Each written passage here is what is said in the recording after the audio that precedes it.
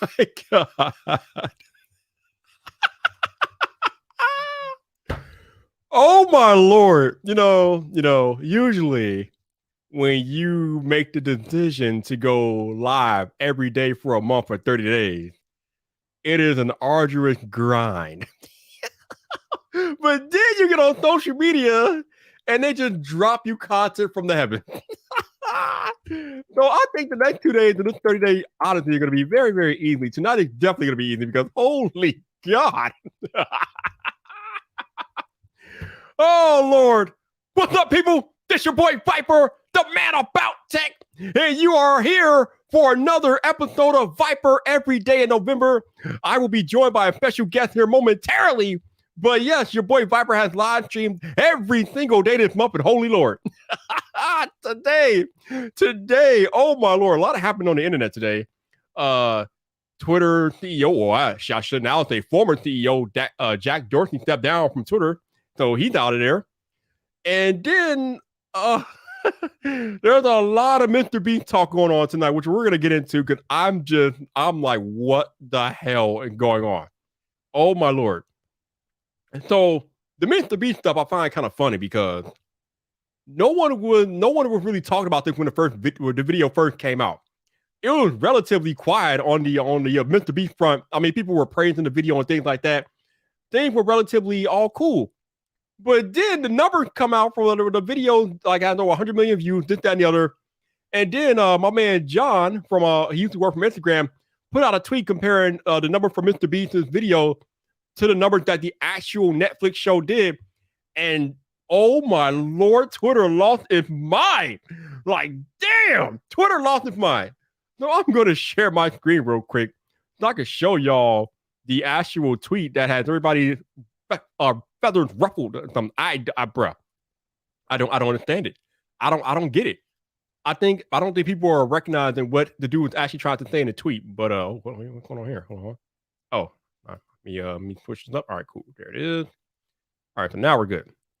So this is the tweet that got Twitter up in arms today, or between yesterday and today.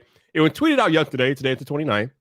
So John, who I've actually been and talked to on Clubhouse a few times, tweeted about how MrBeast Squid Game video got 103 million views in 4 days. It took 7 weeks to make.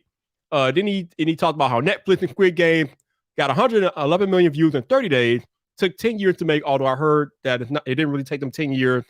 It just, the idea was, they came out with the idea 10 years ago, but it didn't take them 10 years to make it. So whatever. So at the bottom of the tweet here's the important thing, right? More views, less time, fewer gatekeepers. That is the promise of the creator economy. And I want to make sure we pay attention to the last sentence. That's the promise of the creator economy. Now, for whatever reason, people took this tweet as John dunking on Netflix and Squid Game and their efforts and what they've done with that show. No, that is not what we're talking about. That's not the point of the tweet. The point of the tweet is the very last sentence. He is trying to highlight the things that are possible via the creator economy. Think about it. Yes, you really can't compare what MrBeast is doing to what they're doing on Netflix. You're talking about Hollywood production team, budgets, and all that stuff.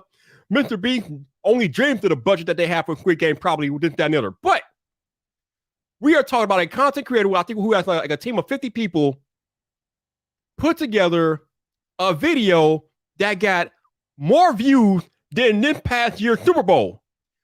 The video that MrBeast, a YouTuber, made got more views than the Super Bowl early this year. But people are taking the tweet out of context because they keep trying to talk about how John is trying to directly compare it to what Netflix did. The only reason why, okay, so yes, on the surface, it might look like a comparison, but it's not an actual comparison between MrBeast and Netflix. No. John is just using what the Netflix numbers as a point of reference. He's not trying to dunk on Netflix and what they've done with Squid Game. Some of these people out here are too far in the forest to see the trees. They can't look past the trees or whatever, however else the thing goes. But some people are just misconstruing this tweet and taking it all out of context. And I'm like, bruh, no. And another thing that kind of blows my mind about this whole entire situation is that actual content creators, are trying to dunk on MrBeast, talking about he plagiarized and he stole from Hollywood, this, that, and the other. Not only content creators, but actual old school traditional media are saying the same things about how he stole, how he ripped off Squid Game, blah, blah, blah. Listen, bro, let me tell y'all something about Hollywood. I find it comical that anybody from traditional media or anybody from Hollywood is talking about how MrBeast ripped off a Hollywood idea. Because from where I'm looking, Hollywood today is nothing more than a bunch of remakes, reboots, and retread content anyway, okay? When's the last time anything major out of Hollywood was an original idea? Are you kidding me with this? Are we serious right now? We're accusing MrBeast of copying, but that's all Hollywood is? Come on, bro. The hypocrisy is real right now. Oh my goodness. Man, I can't believe what I'm looking at and listening to and hearing on the internet today, right? And then some people talk about how this is how the creator economy will die, blah, blah, blah, blah, this and blah. I'm like, please. The creator economy has been around for over 10 years and is a multi-billion-dollar industry that is going nowhere anytime soon. It's only going to grow in the years to come. But we got one video from MrBeast, and oh my God, the creator economy is going to die. Now, the creators that are hating on MrBeast, the actual content creators of our day who are hating on this man for this video, I don't understand what the hell y'all think. I don't understand why y'all can't see what this means. This video is such a huge win for the creator economy. Oh my Lord. The fact that he can make a video on YouTube, people. He made a video and put it on YouTube. We are talking about a YouTube video that just got over 100 million views in less than a week. A YouTube video. Not to mention the fact that he had a sponsor for that video, Brawl Stars. I'm really more fascinated. I'm curious how much they paid him. Because again, if you're talking about a video that we all knew was going to do well, we all knew it was going to hit like 80, 90 million views. We knew that. I'm wondering how much Brawl Stars paid him for that ad spot. Because holy God, we know how much advertising paid to be in the Super Bowl for their ad spot. And this video just got more views than the Super Bowl. And I really wonder how much Brawl Stars paid him. Because it had to be at least $1 million. If he didn't get $1 million, at least from Brawl Stars, I will be upset with him. But I'm more curious about how much he got from that ad spot. Because damn. But this tweet, people are dunking on this tweet. You know, I don't know. You know what? Let's bring in a different perspective here. Let me bring in my man. Let me bring in the Emperor himself. Let me bring in Mr. Roberto. Like, what's up, man? How you doing? Hey, what's up, Viper? So how far into this are we? About 2 or 3 minutes. I was talking about how this tweet right here that I have highlighted seems to send the internet into a tizzy between today and now, or yesterday and now, because they feel like John is trying to dunk on Hollywood and what Netflix accomplished. And I'm trying to tell you that no, John wasn't trying to directly compare MrBeast and what he did to Netflix. He tried to highlight the possibilities of the creator economy, but a large part of the internet seems to be ignoring what the actual intent of the tweet was. I'm just like, what? No, you mean that Twitter decided to take stuff out of context and created an excuse that allows them to be mad about something? And that like shocking. I know, right? Shocking. You mean after Twitter tried to basically engineer a cancellation around MrBeast, or a criticism, whichever you want to call it, around the fact that Squid Game is anti-capitalist and the biggest capitalist in YouTube is using it to make money and spending all this money, he should donate that 3.5 million. It's like, sit down and shut up. I am so sick and tired of the children of Twitter finding something to be mad about. They need to actually go outside and play. Really? Or go and go do the work I used to do when I was a teenager or when I was in my 20s for like $6 an hour and some change. Stop crying. Cry more. Like, Twitter, cry more. Like, for real. Like, Twitter, cry more. Please. Thank you. Cry more. No, first of all, like, okay, what about all the money Netflix made off of Squid Game? What about like, oh, you want we want to cry about capitalism now? Like, really? What about the big payday that the original creator and writer got for licensing and giving the show to Netflix? You think he sold it to them for cheap? Come on. Everybody profit. And MrBeast took this like thing that people clearly wanted. 100 million views. How many likes does this thing have now, Viper? What, do you have the video? I'm not sure. 100 million views in less than 7 days. It's like he got 100 million views in like 3 days. My lord, he got like 100 million in 3 days. He got by the way, I accurately predicted him getting 40 to 50 million in 24 hours. I accurately did it, and Patty Galloway accurately predicted it at 42 million exactly. So that's fun. So yeah, it's 10 million likes. 10 million likes, Roberto. 10 million likes. 10 million. 10 million likes.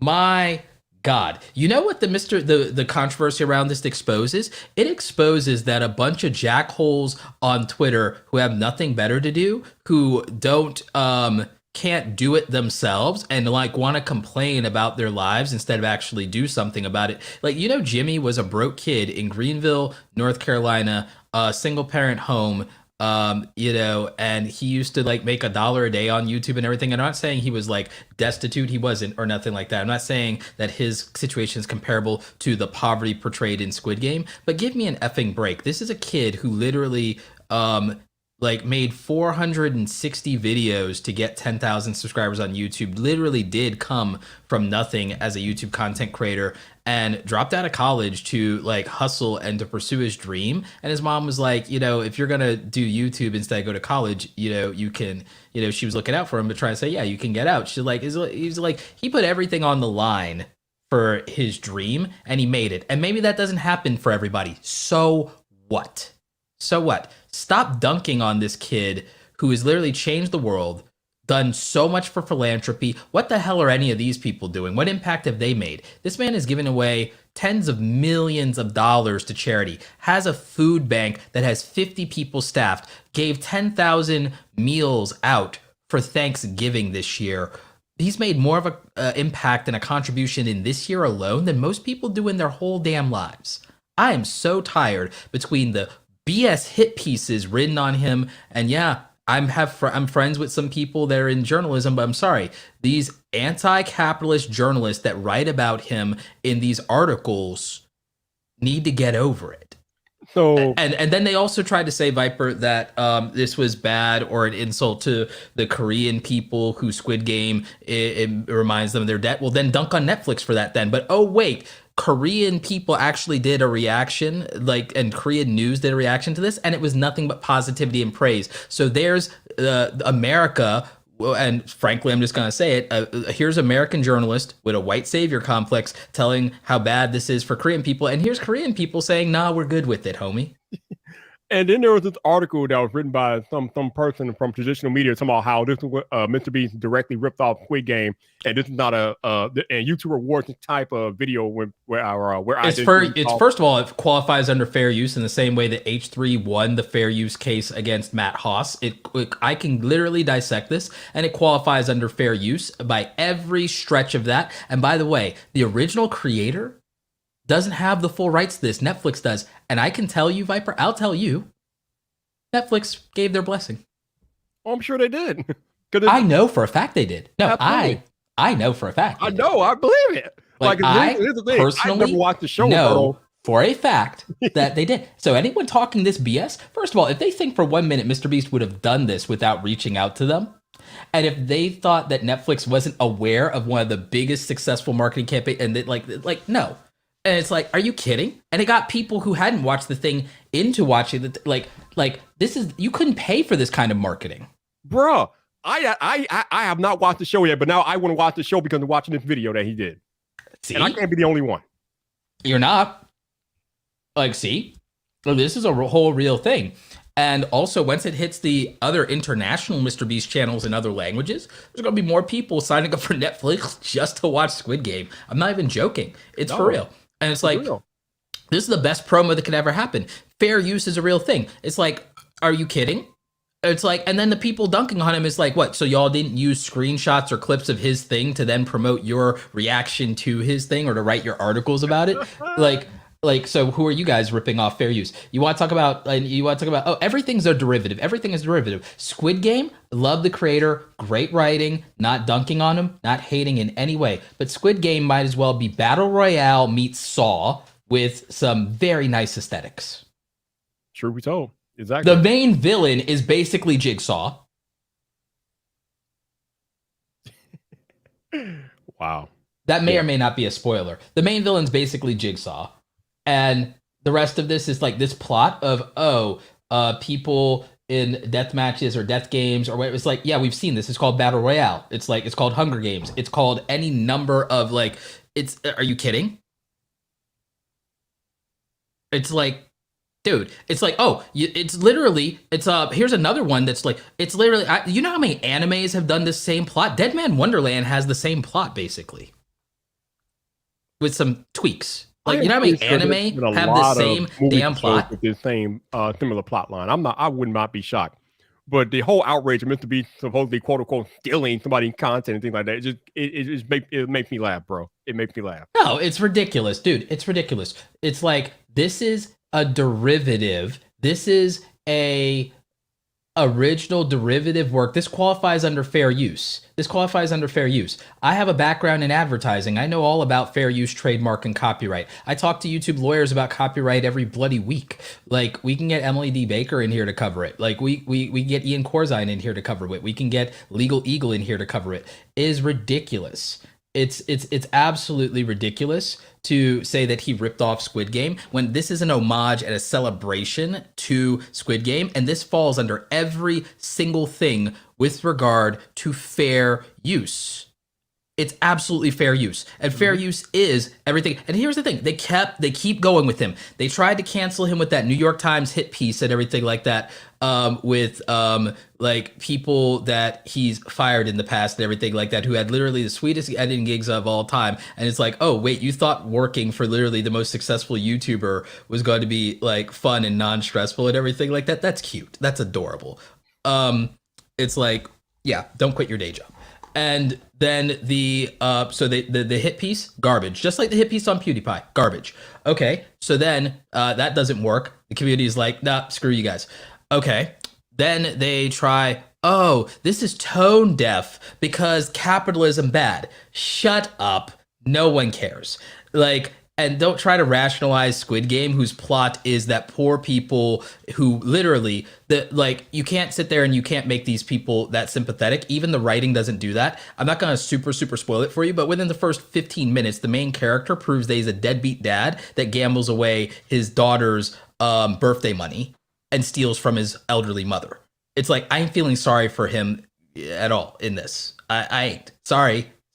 Oh, the next guy, an embezzler. Oh, the person I'm supposed to be most sympathetic to, the girl in this, she steals from other poor people. I'm not feeling sorry for these people just because they happen to be broke. I'm sorry, I'm not sympathetic. The character that I think is the hero in Squid Game is the detective that wants to end the game. No, do I sympathize with the game makers, the rich jackholes making poor people fight for money? No, I don't. I sympathize with the detective. I sympathize with the collateral damage of the families of the people that are competing and everything like that, and what they put them through. I don't sympathize with the competitors in the games and everything like that. The majority of people will not compromise their morals and values just because they're struggling. The majority of this people in this country, even among the people who are in poverty, first of all, 99% of Americans, and this is different because it's Korea, so it's a different social context. So I won't pretend to be very educated about the social context of what's happening there in Korea. But I will tell you, for the Americans that are using this and trying to then dunk on MrBeast or talk about how anti-capitalist this thing is or the whole thing, I'll just remind you that we live and are blessed to live in a country where 99% of people, Viper, are not in jail in this country. 99% of people are lawful good. We have 2 million people incarcerated. I think that number's a little high. I think we should decriminalize the war on drugs, and then that number gets cut in half. But we have less than 2 million. We have about 2 million people out of 340 million people in America. 99% of people in this country are lawfully good, law-abiding citizens. And even of the people where you could argue that 16% of the people in this country are in poverty, of that 16% that would then make up about 40 million Americans in poverty, we still only have 2 million that are then incarcerated, which means, Viper, that 95% of people who are in poverty and poor are lawfully good and will not, in desperation, turn to violence and will not victimize other people. We are mostly good people, even if we do crappy things. We are mostly good people who will not resort to victimizing others just because we have bad circumstances. And so when you look at Squid Game, it is more of a video and a series about our humanity. When you go and you watch that thing, Viper, you're going to see exactly what I'm talking about. It's about our humanity, and it's about brutality. And the thing is, maybe in some other places, there are some things that are much, much, much worse than here, but we are blessed to live in America, capitalism and all, warts and all, where 99% of people are good, earnest, hardworking people, and even the 95% of the people in poverty are not a threat to you and are not going to hurt you. And we don't celebrate that enough. And we don't celebrate that even people down on their luck here are mostly good. And so I don't buy into all this nonsense from the Twitterverse, because Twitter ain't real life, homie. No, it's not. But can we talk about like what this video shows about what's possible in the creator economy? Because people are trying to dump the creator economy, but this video shows what you can do with the creator economy. Like you said earlier, like MrBeast started off like what 5-6 years ago in his own bedroom making videos, just trying to get by. So, and what he's done in 5 years is now becoming the biggest content creator in the world. And like you say, he gives money back. He employs like 50 people on his team.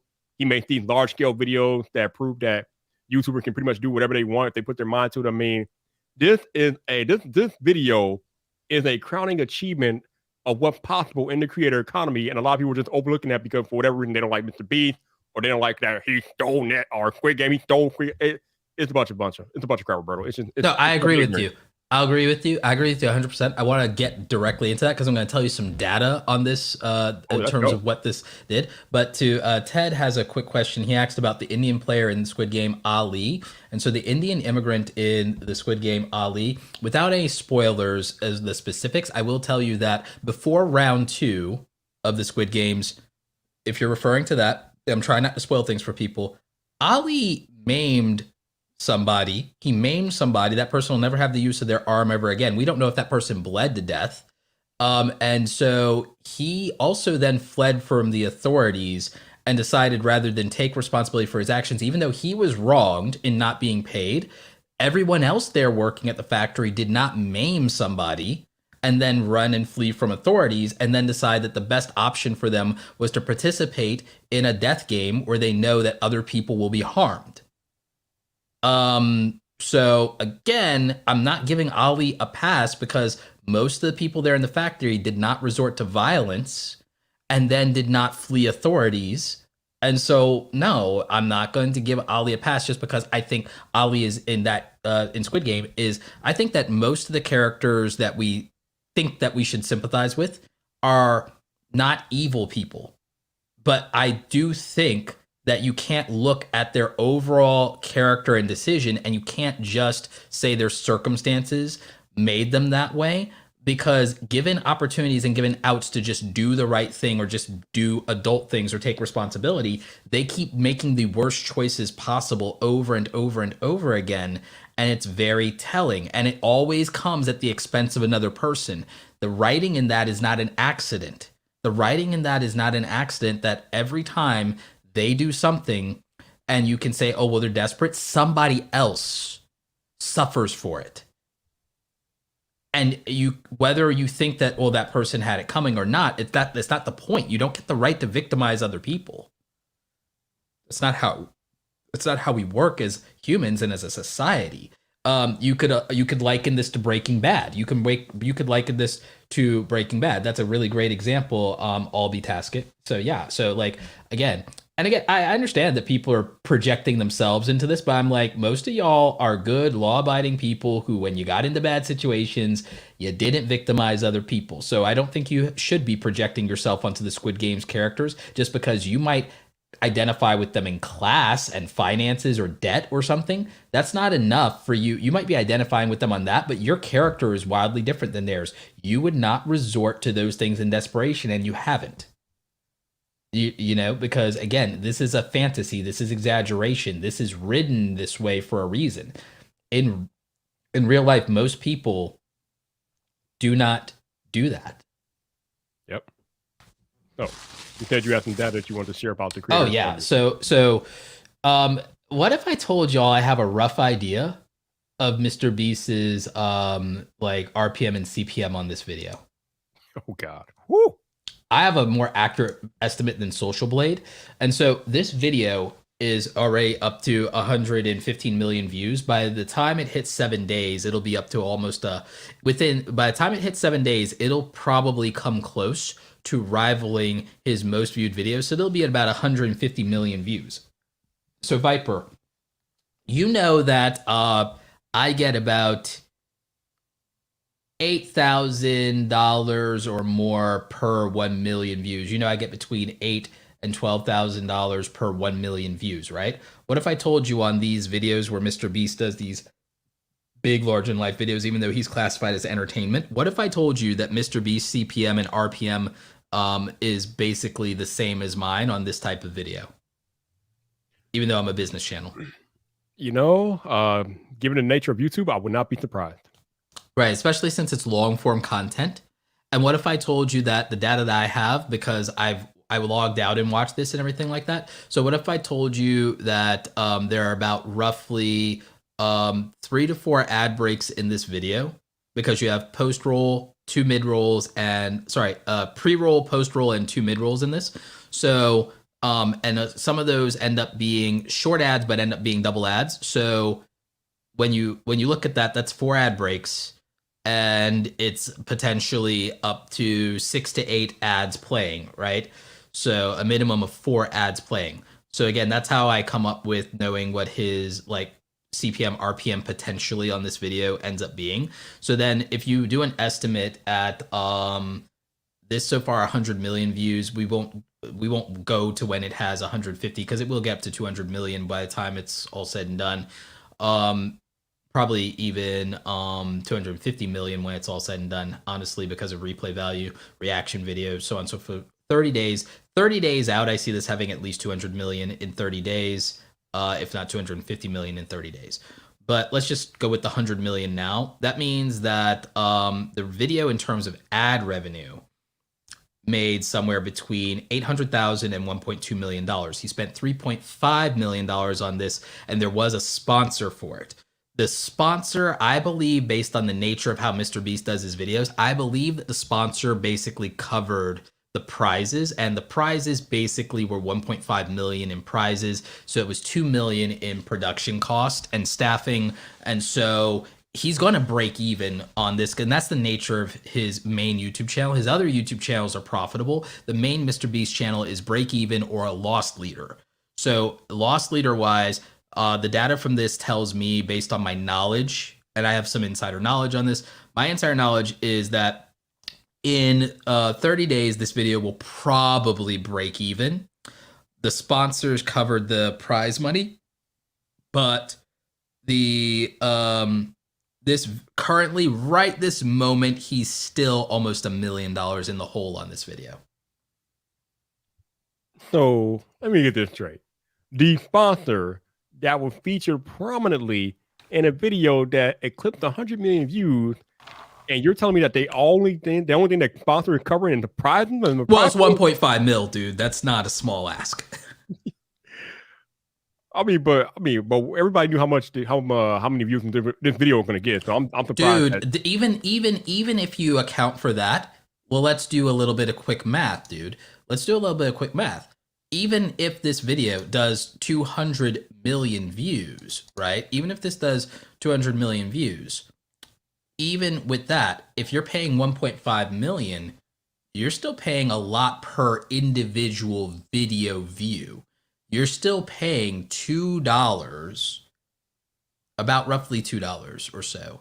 You're paying just under $2 per individual video view, assuming this goes to like 200 million or something like that. You're still paying like at 200 million, then it starts to be really a good cost per view at 200 million, but at 100 million, let's say this did 100 million views, right? 100 million views, you'd be at like $1.50 per view. That's really high in terms of compared to ad rates. And I know this because I buy ads and because I know how Google works and YouTube works, right? If I go and I want to get a bunch of views to sell my products right now, like let's say I want to sell the YouTube starter kit. Let's say I want to do the brand deal starter kit, right? On YouTube, high, because of even if you look at CPMs, high would be if I were like, oh yeah, YouTube, I'll pay 10 cents, 20 cents per view on this or something like that, right? If you look at like CPM and RPM rates, right? When I get like if I get like 1,000 views on YouTube, I'm making like a penny per view, which means that advertisers on average pay 2 cents a view. So if a brand is paying $1.50 per individual viewer as a cost like per acquisition, that's still really high on 100, like even at 100 million view video. At 200 million, they get to about 75 cents per individual view. And the conversion rate cost per acquisition still ends up pretty good for these guys because they'll get like out of this, they'll probably, with MrBeast audience, like usually 1% conversion would be good for a sponsor on something like this, but MrBeast audience skews a lot younger. So if this game ends up getting, this game probably get 250,000 downloads off of MrBeast's audience, and it's ripe for MrBeast's audience. So that's a really good, that's like still really good, but at the end of the day, dude, it's still $4 cost per acquisition on a free game. Oh, excuse me. It's still $4. It's still at least $4 cost per acquisition on a free game. So, okay, so let's go back then. You said that business wise, I'm just telling you the business. It's a little rough. It's a little rough, but they'll still do well. They'll come out. But that's like, dude, $4 cost per acquisition per customer on a free game is still a little rough. So you just said that this sponsor probably doled out $1.5 million to MrBeast to be in this video. Think about that. A YouTuber probably got a sponsor to put out $1.5 million to cover the prizes and things like that for this particular video. Like I've been saying all night, just the possibilities that are pretty much endless with the things that you can do and have in the creator economy are boundless. They're only limited by you and what you choose to do and what you choose to do with it. MrBeast is showing you what is possible with the creator economy, and anybody that don't know that is ignorant. Yeah, there's a lot of ignorant viewpoints out there about the creator economy is a rip-off economy, or the creator economy is nothing, it's going to die. This stuff has me cracking up. What these people say about Bitcoin 10 years ago? Oh, wait. What these people say about social media? You know how many people said the internet superhighway was meaningless? I grew up with this. Viper. They said, oh, that was meaningless. They said the internet was like for children and for games and blah, blah, blah, blah, blah. And it was meaningless. It would never, like they told Gary Vee, no one would ever buy wine off of the internet. They told him e-commerce was stupid and no one will buy wine off the internet. You realize people did not want to give Bezos money for Amazon to start Amazon. Like, come on, man. People are wrong all the time about this stuff. Ooh.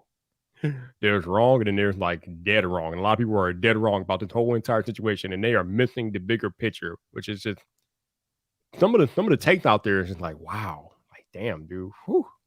I don't know about that. I don't know. But yeah, like what he accomplished with this video is nothing short of incredible.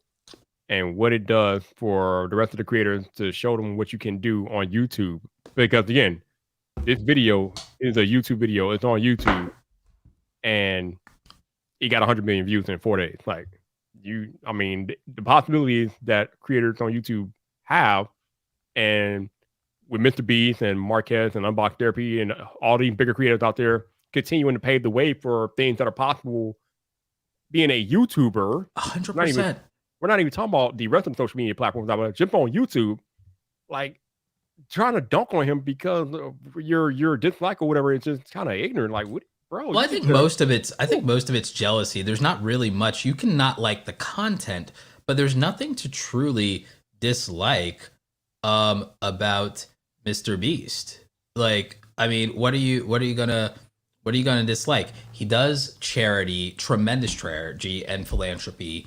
He, has changed the lives of his friends. He didn't move to California like a lot of YouTubers did. He stayed in his local community. He's a hometown hero. Started a food bank there. Gives people jobs. When people are dunking on him and say, "Oh, he should have donated the 3.5 million," he's donated more than 3.5 million. Team Seas has also made a difference in the environment, raising almost 20 million now just for doing something about our rivers, streams, oceans, and climate change. Team Trees raised 20 million 2 years ago to accomplish planting 20 million trees. He's made a global difference and impact in the literal world that is unprecedented. I mean, can you really tell me that there are individual nation states and governments and everything like that? What did the federal government plant 20 million trees in the last decade, let alone the last 2 years?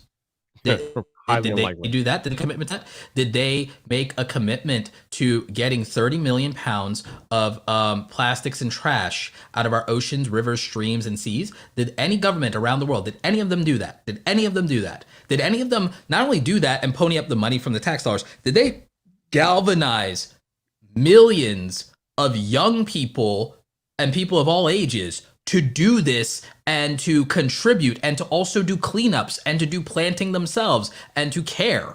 Did they inspire? When's the last time any of our politicians, any of our leaders, any of these great nation states, when is the last time any of them inspired as many people, especially young people, to do anything for the environment in the same way as MrBeast? When's the last time they did that? None of them. When has Joe Biden done that? When has Donald Trump done that? When has Obama done that? When has Clinton done that? When? Tell me. The last time I saw anything like this was when Nickelodeon used to do something called the Big Help-a-thon back in the old days of cable broadcast with Nickelodeon, where they would literally do a big environmental cleanup called the Big Help. The last time I saw anything beyond that was Captain Planet. I have not seen anything in the culture before MrBeast that truly moved and motivated young people toward donating and participating in making a real difference and change when it came to the environment, and inspiring them to do to make a difference and showing and advocating that they could make a difference. MrBeast and Mark Rober are wonderful examples to young people in that regard, in a way that our leaders of our nations are not. Facts. Oh, that's big fact, bro. That's big fact. Whew, man.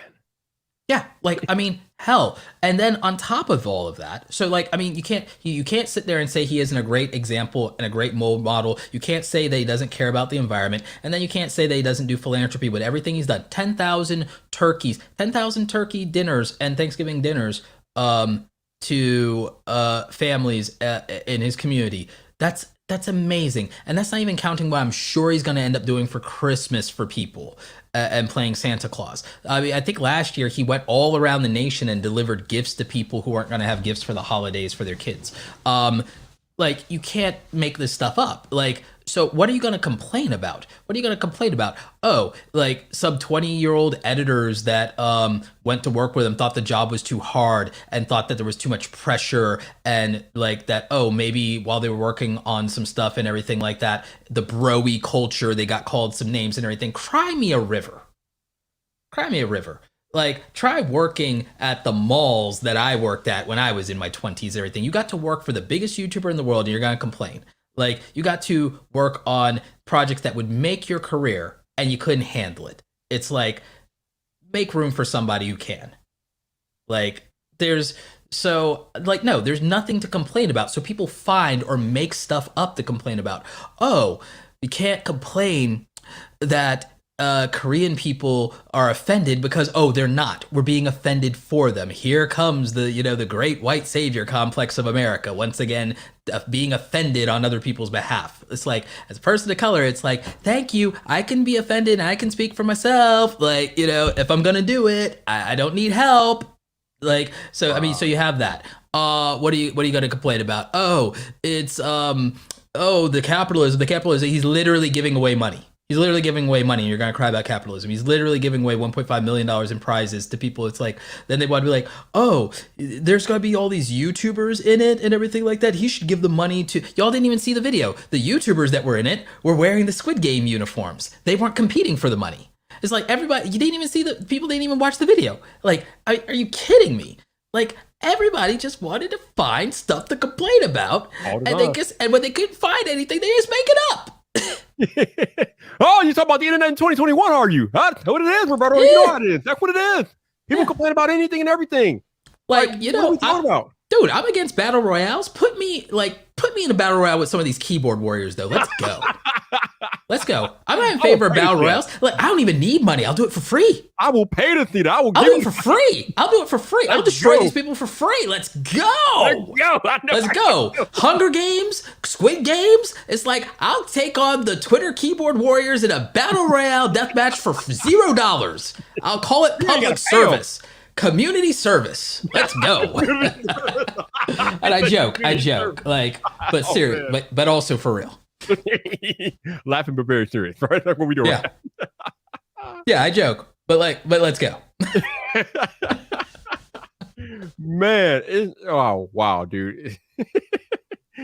It's sad though, man. It is a sad state that we live in, that people complain about anything and everything. It's just it's crazy. Dude, we're so blessed. Like, I mean, even We when are. you're like hard times. Look, I grew up like, dude, like I came up like with real hardship. I'm not saying, don't cry for me. It turned out all right. Don't cry for me or nothing. But it's like, but dude, I mean, my family like had it really like rough for a while, man. Like, I mean, in my 20s, I mean, I was sitting there. It's like my friends were getting apartments. My friends were going off to college, living the greatest years of their life and everything. I was trying to help my mom keep a roof over our head. I was sitting there trying to make sure that like my younger siblings had school supplies and didn't feel like the freaking poor kid. Like there's like, I mean, me and my sister were working at the mall. She was working at the mall since she was 16. I was working at the mall since I was 17. It's like we were out there hustling and grinding. There's a couple of like fans from North Carolina that actually know and like used to like see me working at the mall. Like there's like when I was in my 20s, it's like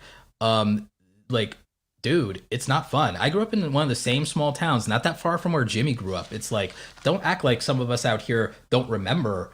Just like, you don't forget that stuff. You don't forget what it's like to be broke.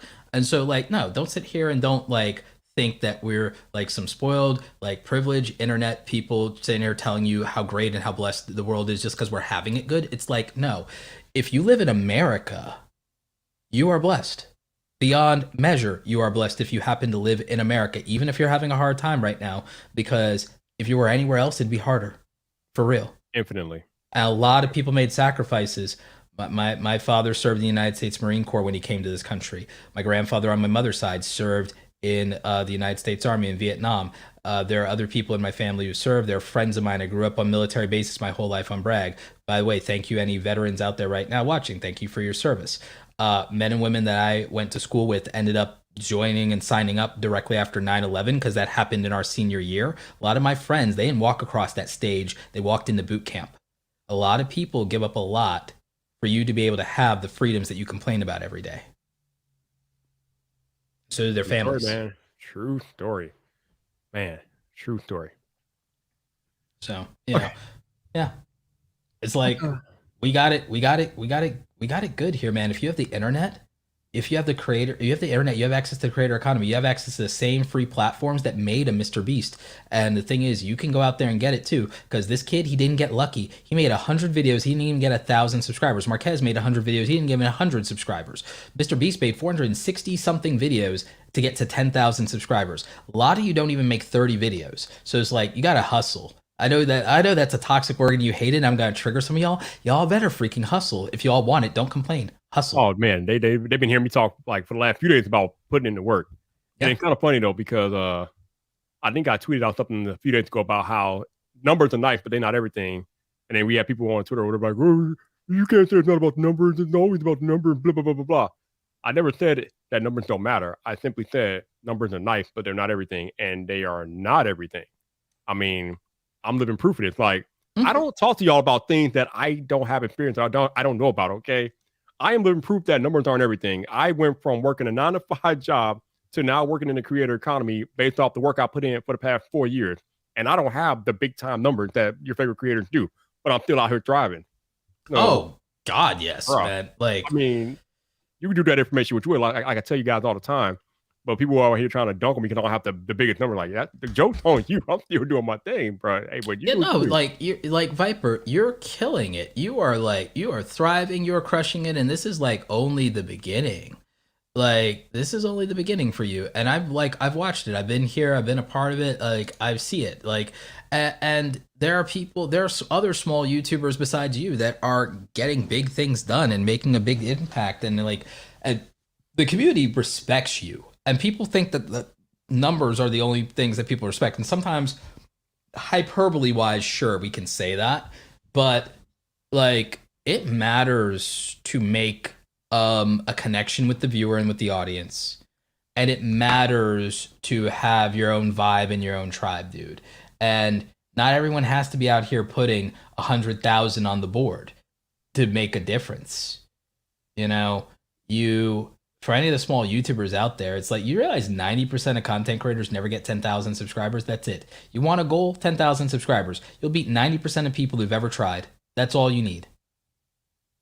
It's all you need. Crazy. And it's like, and you'll achieve something that 90% of people haven't done. Like, and that's the thing, Viper. All anyone has to really do is look at something and say, what's something that would be really challenging? What's something that'd be really hard? What's something 90 people give up on? And let me go do that. And that will make a difference because that will make me stand out. And you'd be surprised what you accomplish in life just by doing things that 90% of people think are too hard. All right, Roberto, we have another real talk. We're probably gonna be here longer than an hour tonight. So y'all might want to get y'all popcorn, get your comfortable seat. We're gonna be here for a while, I think.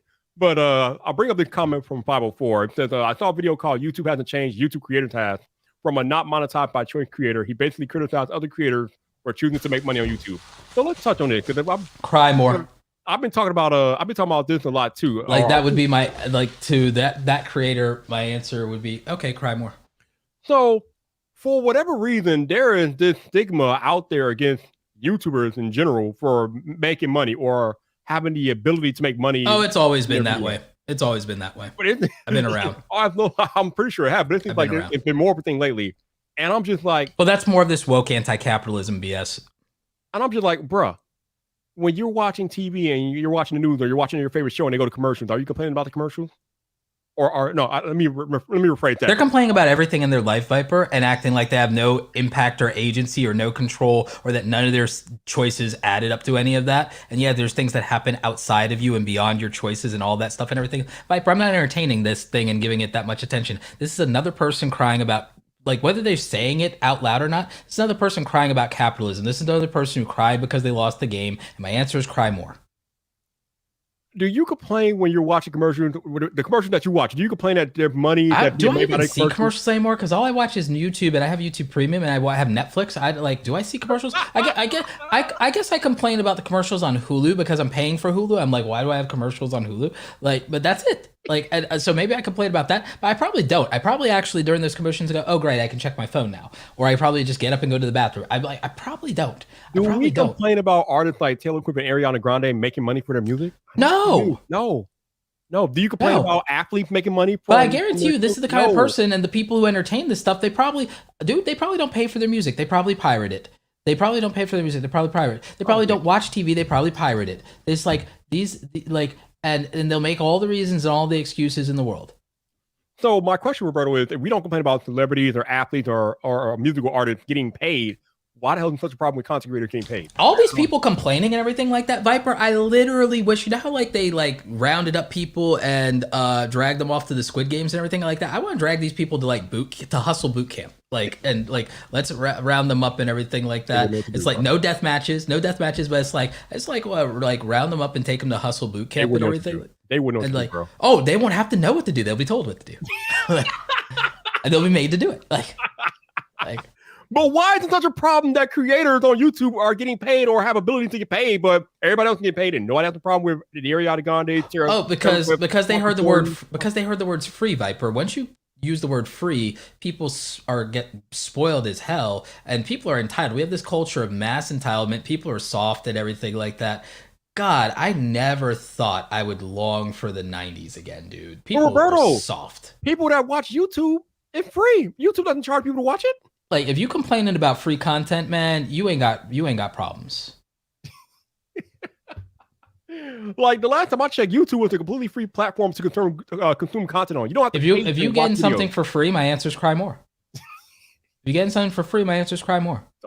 Cry more. You realize like how much like we used to pay for everything in the 1990s and in the early 2000s. yeah. Do you realize like they're crying about everything YouTube? Like it's like even crying when YouTube doesn't monetize you right away. You guys know how much hosting video used to cost back in my day? Hosting one YouTube video would cost you a goddamn fortune.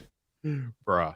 Like, dude, like the amount of money it used to cost you per megabyte.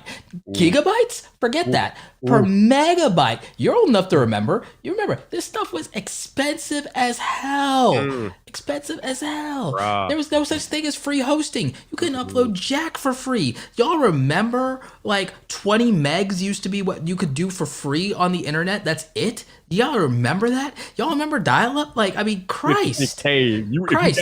Anybody in 2020 that has access, anyone in 2021 that has access to the internet that is complaining about anything is soft, and my answer is cry more. Cry more. I'm going to send you in a time machine back to 1996, and you can get on... You can get on 1996, you can get on Windows 95, you can get on dial-up, and it's like you'll be begging to come back to 2021. You'll be begging to, like, I'm gonna take you in the DeLorean, I'm gonna drop your soft behind off in 1995. You can sit there, you can, like, not backward Blockbuster, like, yeah, it's like, yeah, I'm gonna drop you off right in front of Blockbuster, and then you can cry more. You could cry more. Oh my God, isn't too good. Isn't too good. Like, yeah, I'm dead serious, brother. I'm like, I know. Like, do you realize it's like the 90s internet was so trash compared to what we have today? It's not even close. It's not even close. Not even. Dude, when's the last time you used a CD-ROM? My God. My God. What is that? What is a CD-ROM? I know, right? It's like, do you realize like back in our day, dude, do you remember when the convenience of thumb drives was invented? And do you remember how like that was like $80 for like a 250 meg thumb drive? Do you remember when that was $80? 80 freaking dollars for a 250 megabyte. Not even like, dude, a 250 megabyte thumb drive used to cost $89.99 at Office Depot back in our day. Let's not even talk about floppy disk, Roberto. We can go there dear too. God. Do you remember zip disk? Do you remember zip disk? Do you remember zip disk when we used to get 50 megabyte zip disk and that thing cost like $50? Do you remember like it's like, my God. Do you remember like having to try to grift internet out of like those freaking Earthlink and Net Zero CD-ROMs?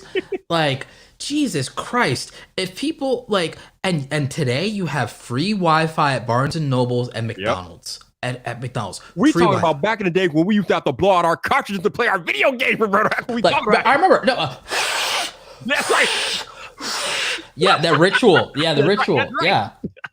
Yes. Y'all don't know about that. Y'all got it easy today. Y'all don't remember. No, we used to have to install Windows 95 and it took 5 floppy disks. And you had to pray to God it worked. I mean, dude. Oh man, we used to run around looking for discs. I don't want to hear nothing. Dude, I don't want to hear nothing from people today about nothing, man. Bruh, nothing. Y'all got nothing to say to us. Y'all got nothing to say. No, I mean, I might just be old and salty and everything like that. It's like you got like, I'm gonna sit there and I'm gonna come with salt and vinegar for all your wounds and say, cry more. I'm not gonna just put salt to your wounds. I'm gonna add the vinegar. Oh my Lord. And I'm gonna be like, yeah, cry more. Because like, I mean, dude, we're blessed. We're living in the age of enlightenment. We're living in the age of 5G, and we're living in the age of free Wi-Fi. We're living in the age of the end of physical media. We're like, it's so good. Free platforms that will pay you if you are good enough. Bruh. Let's not even talk about back when you used to buy a video game system. Like, you could buy a video game system and still not have everything you need to play it on your TV because you needed an additional RF switch. Y'all got it. I remember. Oh my Lord, RF switches. I remember, man. Buy a system in 1980. You got to make sure you buy the system and the RF splitter and an extra coaxial cable and an extra coaxial cable, man. Yeah, we talk about hard times today. Y'all don't know about that. Was like times, that bro. was rough times, man. That was. Do you remember? And do you remember? Like having to like jiggle the antenna and Oh add my the god, tinfoil and do antennas, the like like actual physical and antennas, no, and we would bro. actually and we'd wrap it in tinfoil and we'd have to actually you'd have to jiggle it and you have to hold it just right. You remember like, dude, that's Bruh, like some real stuff like that. Do you remember that? Oh, bruh. and you remember like the VCRs, like the Yes. actual like VCRs and like actually having to like rewind the tapes and everything. Oh Like, my god, like physically rewind the tape, right? yeah. And cassette tape too, cassette tape Oh people. my lord, cassette tape. And it's like you remember how you had to physically wind it with your finger with the like, yeah. If you had a pencil, you were lucky, but most people that have a And pencil at the oh time. yeah, no, if you could do that, like, dude, that was like, yeah, that's some like Bruh. that's a real talk, man. And today people are impatient with everything. We used to physically have to do all this stuff. And it's like people are so impatient and they're so entitled and there's it's so sad. It's like there was no such like, dude, you wanted free content. Free content was called the radio. Yep. Free content was called the radio. That was free content. Like that's For it. real. Like that was it. That's all you had. That's all. That's it. Like That's it. there's nothing else. Look, nothing else. There's like it's No. free. Not only the radio world, you have to turn the actual physical knob on the radio to get to the actual correct station. You have to guess which station. And pray that it's like, oh my god. Oh, and you remember when like if there was a phone call and you were on the internet and you were doing anything, it's over with. that was You're in it and done. it. Dude, you remember when to talk to anybody long distance, if you want to call like your grandmother or something like that, dude, it was like 60 cents, like 50 cents a minute. You'd have to ration, bro. you'd have to ration calls to your grandmother back then. Like, and that was just like that, dude, that was just like 20 years ago. Like, that's not even that like a whole, like a whole teenage human ago or some shit. Like, dude, it's a whole different world today, it's man. a whole different like, and today you can video call people for free. Free. FaceTime. For free. Right. Free, it's like, dude, Y'all it's not even close. Y'all don't know about these hard It's not even close, man. It's not even close. So I don't understand. Like, I'm just old and out of touch, dude, because I'm 37. I don't understand. I'm about to be 41 in 2 weeks. So you get what I'm saying? It's like, I don't understand. Like, I don't understand, dude. I'm out of touch. Like, I'm out of touch. I'll say it. I'm old and I'm out of touch. I'm 37. I'm over the hill. And I remember when it was actually hard and I remember when everything was analog. So I don't have that much. I can't sympathize. I can't relate. I can't relate to y'all feeling like you're struggling today because I can't relate to anybody who's on the internet complaining about anything. I cannot relate because I remember what the world was like. Bro, free nights and weekends. I remember this. Some of y'all were only talking nights. Some of us were only talking nights because they were free. You don't even make calls during the day. You don't make calls during the day. You make them at night and on the weekends. That's it. After 9 o'clock, though, you have to wait till after 9, though. You can't make it before 9. You have to wait till after 9. And when cell phones became like a real thing, pay per text message. Oh, not paper text message, Roberto. Oh no, oh my goodness. It was real, dude. It was like, you remember. Like, so I'm like, what is the, like, if you are on the internet today and you are complaining, I'm like, cry more.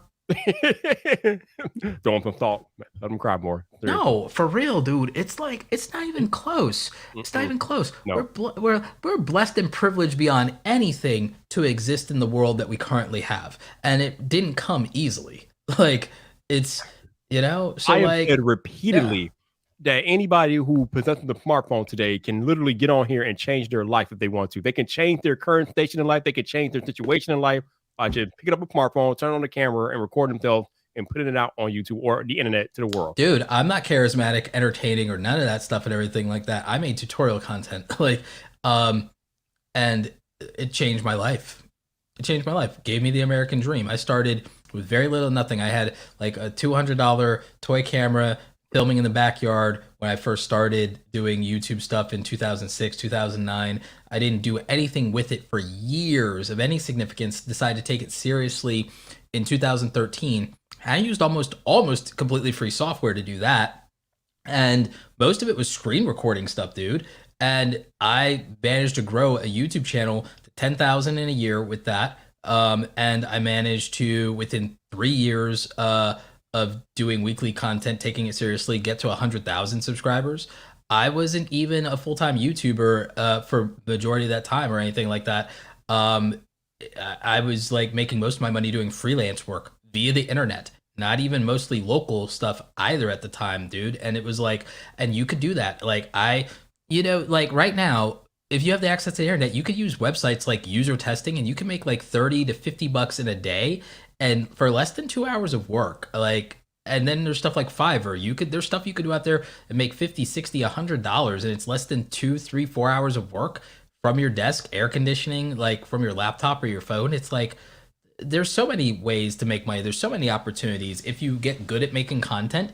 If you can just get 1,000 subscribers and then 100,000 views where people watch you for at least 3 minutes on average, you'll get monetized on YouTube. And if you're doing like stuff, you can make money.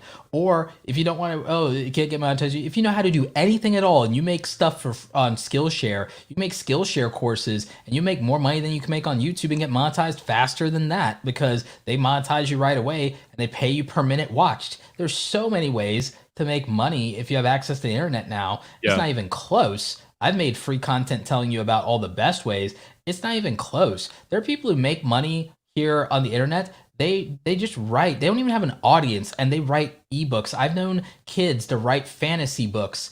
And my best friend Tiffany, she just wrote she made a children's coloring book. She hired an artist on Fiverr to do all of the illustration. She wrote and planned everything herself. She's put out like her third one and everything like that. And she's selling like she's making 1 to 2 sales a day on her children's book, and she just got a publishing deal.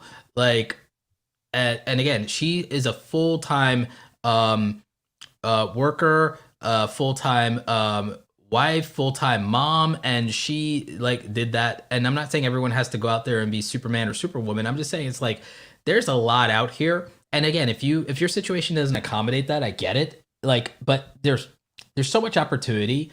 And there's so much more people could be doing, and there's something out there for you. There's got to be something out there for you. Yeah. And this new economy, this creator economy, this is amazing, and it's changing people's lives every day. The fact that people disrespect it just reminds me of when people disrespected online gaming and esports. And look at esports. Esports is freaking killing it. It reminds me of like people sitting here like crying about NFTs and everything like that. Y'all didn't believe in farming gold in WoW either, and people made fortunes doing that. Y'all didn't believe in online video game microtransactions or none, and all that proved out to be a reality too, and everything like that. You guys don't understand that people do want to live in some of these virtual worlds, and sometimes they get more meaning out of that. People do it all the time. Y'all don't be knowing. It's I love this from Carly. Make moves or make excuses. I love that. That should be a shirt. Make that, Carly, make that a shirt. That should be a shirt. That's merchandise right there. That's merchandise. That's merch. There's all these things people don't understand. I like all these like armchair YouTubers, people who don't understand YouTube and are like dunking on it. Like, y'all didn't believe in esports either, and now that's a reality. Y'all didn't believe in live streaming, that's a reality. Y'all didn't believe in the internet itself, and that's a reality. Y'all didn't believe in online gaming. It's a multi-billion-dollar industry now and everything like that. Y'all didn't understand Star Wars nerds, and now everyone's into it. Y'all didn't understand anime, and everybody's into it now. Oh, y'all didn't understand comic books, and now everybody's into Marvel and DC. It's like people keep on just finding something they don't understand and then dunking on it, and then being shocked when it turns out to be undeniable. You know, when we were going through our nostalgia trip, I didn't even talk about the back in the day when we used to have to go to physical buildings to pay bills, and now we can just pay them from the comfort of our own bed. Y'all really got it easy today, man. I don't want to hear. We don't want to hear nothing from y'all, okay? Because you didn't have to get up and drive in your car and go to a physical building to pay your bill like we did back in the day, okay? Oh, we don't want to go back. We're not going back. We're not going back, baby. We're not going back. Yeah. It's a brave new world to get used to it. So 504, I don't think so, because there's still a lot of risk from people like just like going out there and starting a creator economy. I mean, Roberto tells you himself, you should not. I think a lot of people are resign. I do think it's fueling some of the great resignation. I think that's a mistake though, because I don't think they understand that making it in the creator economy is a 3 to 5 year endeavor, just like starting any other business. And the internet accelerating that just is like accelerating a lot of a higher failure rate than it should have, because a lot of people are not qualifying themselves before they go and do that, because a lot of people who have no skill and qualification to do it, and I'm not saying you can't as an amateur, I'm saying throwing that and betting your income and your rent money on it is not a good idea. It's not what I did. That's not a reasonable thing to do. What I did was I took my skills, which I developed, and I monetized my skills, and I hustled my content on the side of doing that. And I had time freedom because I was a freelancer. But I only became a full-time freelancer because, again, I tried that 2 other times in my 20s and couldn't sustain it. I had to mature and age into the ability to do that successfully. And it was hard.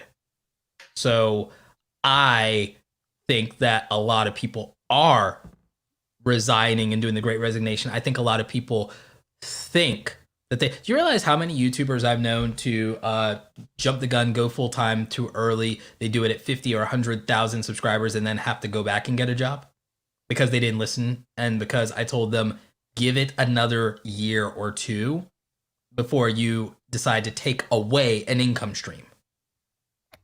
My entire thing has been build multiple income streams. Do it like the rich people do. Build multiple income streams. But people are so quick and they want to take away an income stream, especially one that they were relying on, one that they know their certainty to. Like, dude, I'm about practicality. I'm not about get rich quick. I'm an example of doing it slow, get comfortable slow. I'm not get rich quick. I'm a living embodiment of get comfortable slow as hell. Yeah, because here's the other thing. You have to be able to sustain whatever it is that you're not trying to do. If you're trying to like have an alternate income stream, or if you're trying to get on here and join the creator economy, you have to be able to do something that you can sustain and do over and over again. And like Roberto said, if you think about becoming a YouTuber and you were thinking about quitting your day job to do that, you better be making at least 3 times more money because of the whole tax situation and all the other business that you're going to incur by being your own boss. So, the taxes, the health insurance, the liability insurance, so you don't get sued. Don't sue me, bro. Like, yeah, you gotta you have the taxes. Self-employment taxes is real. Like, you're gonna immediately have a new tax bill if you become self-employed. And people who started streaming for the first time during the pandemic, they were like, "Oh my God, what happened?" And like, a lot of people end up watching my video. Like, it's like people DMing me, people who went out and did Uber, Grubhub, Fiverr. They like, dude, self-employment taxes. Why the hell did nobody tell me about that? I'm like, because everybody's an employee. Like, that's why. Like, and everybody's then complaining about, well, like, dude, people started investing in stocks and buying the dip, and some people got into crypto, and then they're like, wait, capital gains taxes, what's that? And then I'm like, well, now you guys aren't even rich, and now you guys are like, oh, I see why people are against taxes now. And they're like, you know how many people I know, not to get super into politics, you know how many people I know that immediately, the minute they started either freelancing or doing gig work and doing Uber, DoorDash, Grubhub, and getting a 1099, or how many people when they invested into crypto or they bought stocks with Robinhood or Webull or Public or whatever, you realize how many people came to me and they immediately said, dude, I have immediately changed every opinion I ever had about taxes and about tax the rich and all this stuff and everything, because now I get it.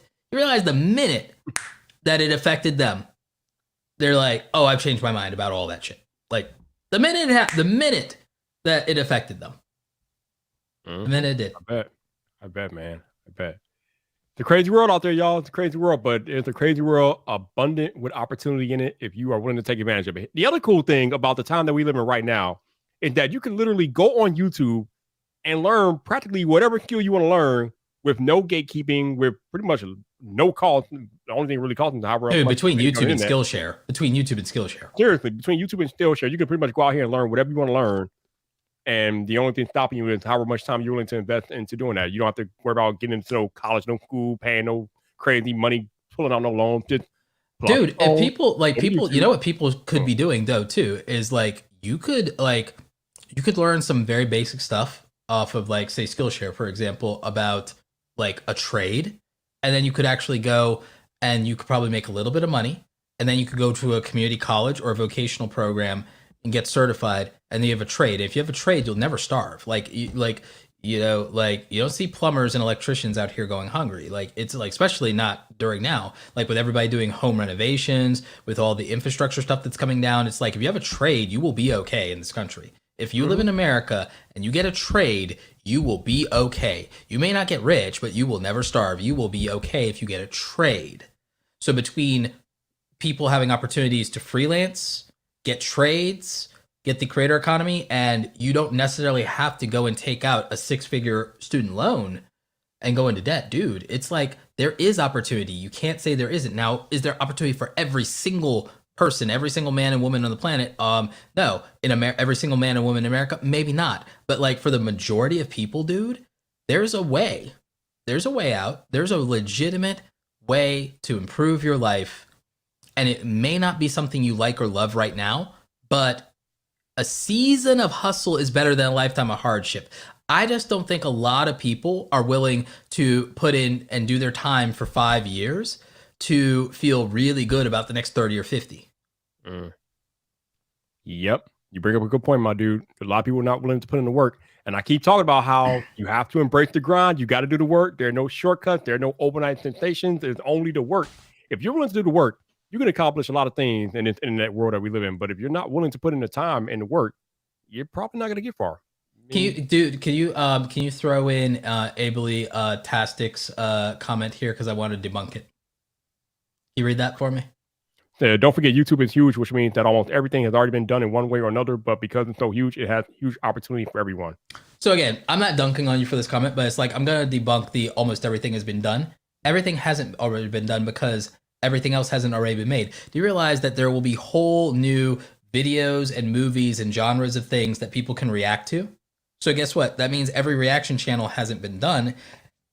And every twist on a reaction channel and stuff hasn't been done. Do you realize that there's a whole new category of content called VTubers and V-streamers, where people are doing virtual avatars and puppets of themselves and everything like that? That's a whole new genre that's been made. Do you realize how many new styles of animation will come and do from that? Look at even what CoffeeZilla is doing with virtual production. That's going to be a whole new genre of YouTube. The only people really doing that are him and Dr. Disrespect. That's going to be a whole new thing, and it can be done across multiple genres. He does it in commentary. Dr. Disrespect does it in gaming. There's going to be new evolutions and new twists on things all the time because of that. Okay, not everything has been done, and not everything that can be done. There's going to be new physical hardware and technology, and then we're going to have new genres of content that can be made because of those new capabilities, and that's going to be a whole thing.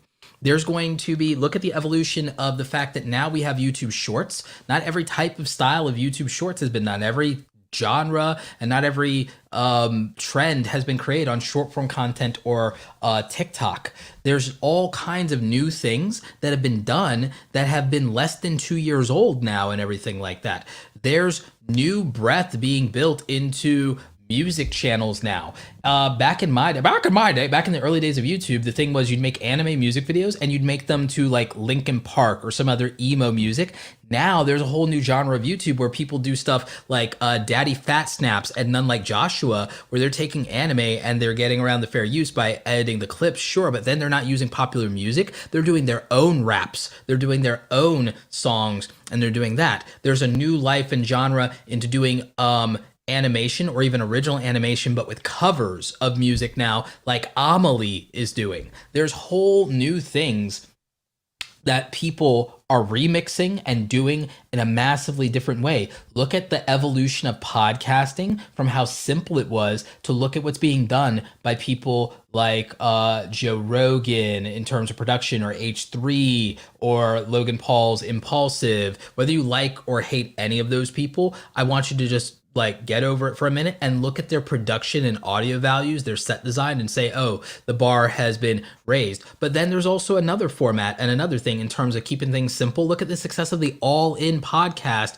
with people like Chamath Palihapitiya and his other 3 co-hosts, the besties. You've got Sax, you've got all those guys. So like you have that. Look at what Graham Stephan did with the evolution of finance YouTube and making it interesting and fun and combining it with meme culture and entertainment and everything, instead of it being dry and boring with him and the Millennial Money Crew. Meet Kevin, Andre Jeek. Look at what Tom Nash has done on the investing side of YouTube and made it interesting, and has been able to produce high quality content and quantity too, pumping out 1 to 2 videos a day and killing it. There's all types of things that are evolving. Look at what Natalie Baru has done with lifestyle content. Look at what the philosopher kings of YouTube have done with productivity. Ali Abdaal, my friend Thomas Frank, and Matt Diavella, and then also Captain Sidbad. The philosopher kings of YouTube when it comes to productivity, minimalism, and stoicism. Those dudes are crushing it. Everything hasn't been done. Everything hasn't been done. People, a lot of people always talk about how they feel like YouTube is oversaturated, and I'm like, no, it cannot be oversaturated because you're not there, and you can always come onto the platform and do your own thing or carve your own niche in the platform because nobody is going to deliver content on YouTube how you deliver content because you are uniquely you, and nobody can take that from you. So, I never really bought into the whole everything's oversaturated stuff. Once I became a creator, there's a spot for everybody. If you want to be here, you can be here. If you're going to make excuses about why you can't do it, then you're not going to do it. But you can definitely do it. Yeah, dude, I thought that like commentary was saturated, and then like CoffeeZilla and Omni made like commentary interesting and different, and they brought something different to the thing. Look at what freaking D'Angelo Wallace did with commentary. Like I thought I'd seen it all too. It's like, and here we go. And then look at MrBeast raising the bar. I thought I'd seen everything. Like, I thought I'd seen everything. And nope. I mean, the bar is always going to be raised because there's always going to be somebody new coming in there and putting their own spin on it and doing things that have not been done before. Dude, I see there's like a creator out there. I forget their name right now. There's a creator out there literally releasing their entire book on YouTube. And they're making their whole book by just releasing it as storytelling content on YouTube. I've seen audio drama stuff on YouTube from the Magic the Gathering community going into the lore and doing it almost in a cinematic way of storytelling. I've seen so much cool stuff, dude. Look at we're seeing some people do vlog like content in the tech space and do lifestyle tech content. Indeed. It's not just reviews anymore. It's like now it's like this is like getting super interesting. Definitely. So I'm gonna slightly pivot for a moment and ask you, Roberto, did you secure your tickets to see Spider-Man? I need to do that. I think I'm gonna be okay for that here in Georgia, just because of the way things are right now. But I am gonna be good because I'm gonna get tickets. I'm gonna get tickets for the whole fam. Like, yeah. Oh, you the man. Okay. Yep. Yeah, I tried to get them last night, but here's another thing that I don't understand in 2021. I don't know if I talked about this yesterday or the day before, whatever. But it is 2021, and there have been like so many big time product and service launches over the course of 10 years. But for whatever reason, even in 2021, these companies have not figured out how to handle heavy load on their websites and servers. I don't understand. Crash all the time, like AMC site and everybody else was crashing all night last night. It was crazy. Dude, I think it's largely a like, oh, we don't want to pay for the load balancers or the bandwidth or this or that. Oh, we'll be fine. It's like, I literally just think it's people being cheap. I worked in web hosting, so I know about this because I worked in web hosting. It must be because the only company I think I said it yesterday, but the only company to me it seems like that handles as well as Apple, because if you don't get there soon enough to buy an iPhone, then you can still buy one. You just have to wait a little bit longer. Your shipment time slips like a week or 2 or 3 or 4 or whatever. But it's sold out and you can't get it, or you can't complete your transaction with Apple. You can complete your transaction. You just got to wait a little longer. And I'm not sure why other companies can't follow suit as far as the way Apple handles these things, but I don't know. Very weird. Like the thing that what I'll bring up about that, dude? Mm-hmm. Like, nothing is built with scale in mind anymore. Like, nothing is built with the idea of, like, whatever I'm assuming this has the capacity to do, let me just build it as if it would get 100 times that. Let me just build this as if I'll be wildly successful. Wait. Time out. Wait, are you telling me that Spider-Man tickets are going on sale for $25,000 on eBay? If I'm reading that right, are you serious right now? Like, bro, why? I got my ticket this morning pretty easily. I don't know why. You know what? I think it's because it's going to be like an event, and for people, I think a lot of this is like, this is my holiday, this is my Spider-Man, this is all the Spider-Man, like, and screw COVID. I think that like for a lot of people, it's like. Wow. That's their, like, because think about it. Because, like, yeah. Hefe, you can pull in a Hefe and buy out the whole theater for your family. You know what? If it's cheap enough, like if it's not super wildly expensive, it's like I'll do it. I'll do it. Maybe for my other channel. If I did that, maybe I could even on my vlog channel, I could be like surprising my whole surprising my whole family by buying out Spider-Man or so. I don't know. Like I don't know. Wow, you are talking about Spider-Man. Oh my god, people are mad. $25,000 for a movie ticket? What the hell, bro? Oh wow, dude. Wow. So a technology says you can buy out the theater for $219 for 20 people. Even for Spider-Man, I figured they would raise the price for Spider-Man. Interesting. Okay. You know what? I could get like my friends and family, and I could do it. I'll do that. Yeah, you can definitely do that. Absolutely. I'll do that. Yeah, like in a heartbeat, dude. Like, yeah, $250 to get El Jefe or private screen. There you go. Yeah, like, dude. Thank you for the tip, El Jefe. Like, El Jefe. Jeff's always coming through, man. Jeff's always coming through. No doubt, man. No doubt. Dude, it's like, yeah. I mean, and I'm all about this Spider-Man, so I'm like, dude, I have a full body, like a full Miles Morales bodysuit, dude. Oh, I believe it. No, you've seen it for the Halloween stream. You saw it. Mm-hmm. And you've seen me post the pics on Twitter. It's like, yeah, whole thing. Wait a minute. So it cost y'all like $200 to buy all the theater for Spider-Man? Like they don't jack the price up for that? Like I didn't even think that was a thing for like Spider-Man. I figured they wouldn't even allow. Dude, I'd pay up to $500. I'd pay up to $500 for that. Yeah, I would think it cost more. I would pay up to, I would be willing to pay up for if I like 20 people, friends and family. I could, yeah, I would do that for 500, dude. Yeah, I could do that. That ain't crazy. Because that's like, yeah, at 500, that's 25 head. That's 25 a head. I think the reason, I think the thing with them is, and I'm assuming that's like for like a matinee showing anyway. I think it's because they then have a guarantee of the money. You know what I'm saying? Because you could have a show that isn't full up, so you can guarantee the money.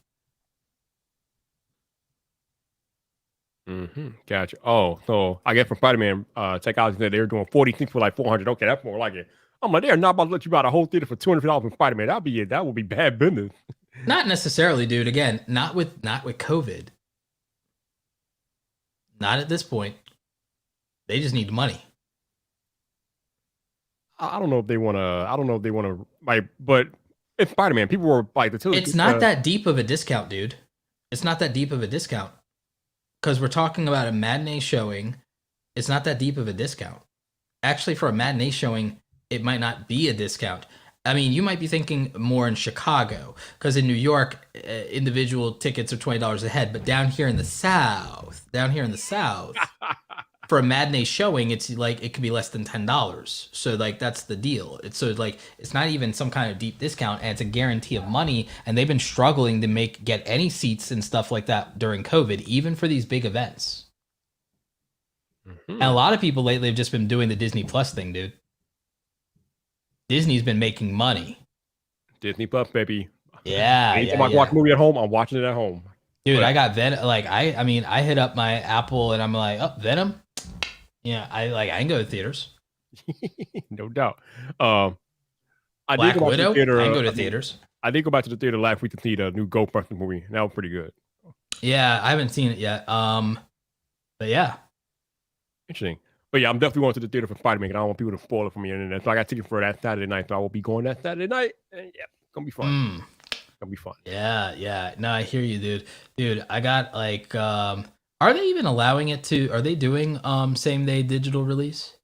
No, God, no. For not Spider-Man, hell no. I wish. Oh no, I'm just because again, like I would still go, but it's like, dude, I have like my living room is actually we stopped calling it the living room. It's the theater room. It's like I got like I'll send you like a video of like the setup or whatever. But it's like, dude, it's yeah, it's nice. It's nice. The only thing I don't have, I have a sound bar. But the only thing I don't have is a sound system yet. But it's like it's very nice. I need to get a sound system that's better than the one my dad had. Because you know, I gotta be extra like that. But yeah, dude, I would totally just sit here at the house and not fight traffic in Atlanta, and just like, yep, just sit here and just.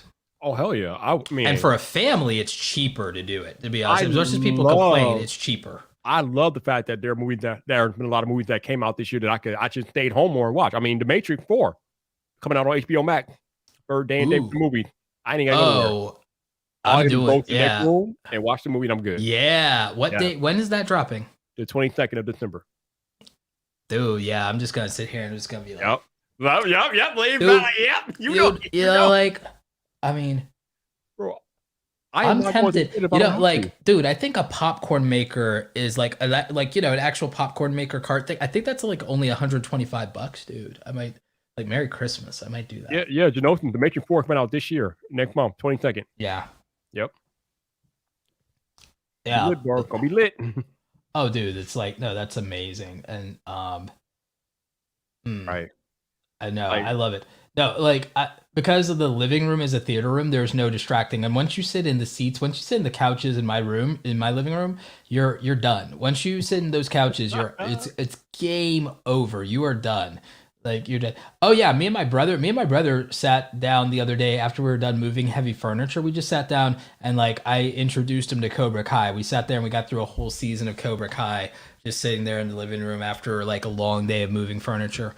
We were like, nope, we were just done, and we were just like, Cobra Kai.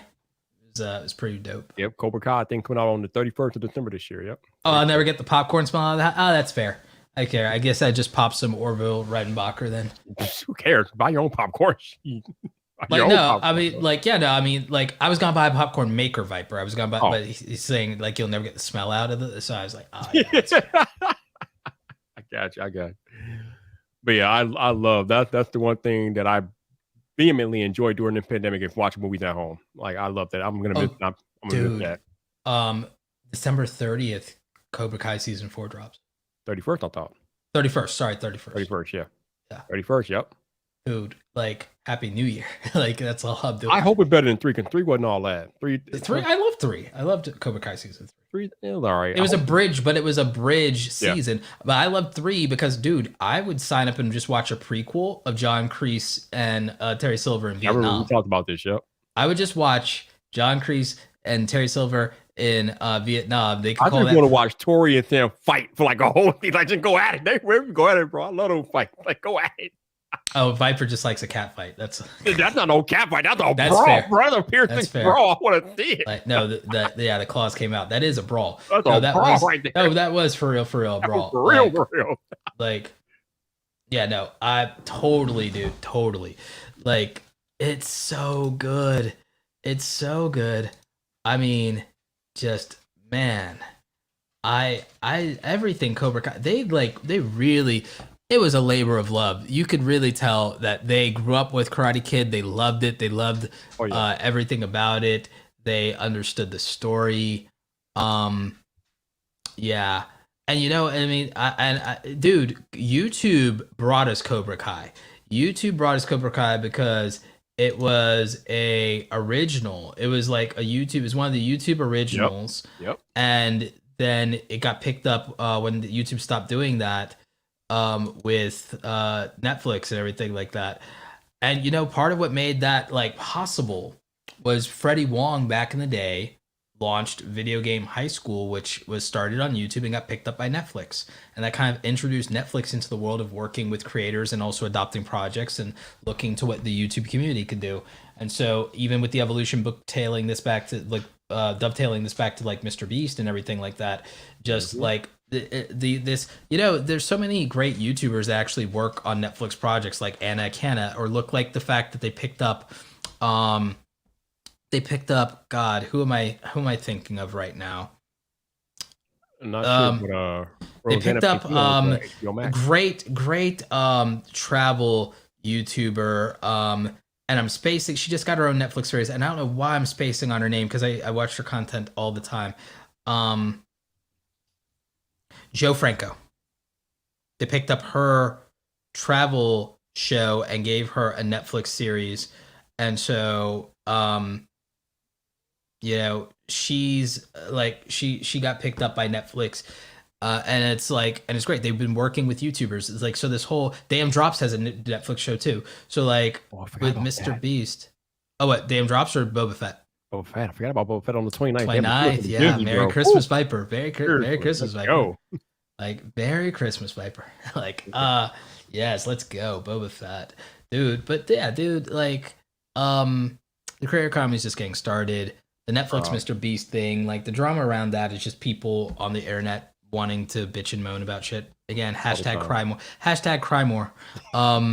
Like Love the, like, so it's just, it is what it is. It really is what it is. It is what it is. But dude, it's we got so much to look forward to this year, man. We got so much great content. We got so many great movies. We got so many great YouTube videos. I can't wait to see what MrBeast Christmas special is. That's gonna be dope. That's gonna probably take him to 90 million. He'll be at like 100 million before Valentine's Day. I wonder who's gonna actually do an actual YouTube rewind. I'm pretty sure somebody's gonna do it this year. I just wonder who's gonna do it.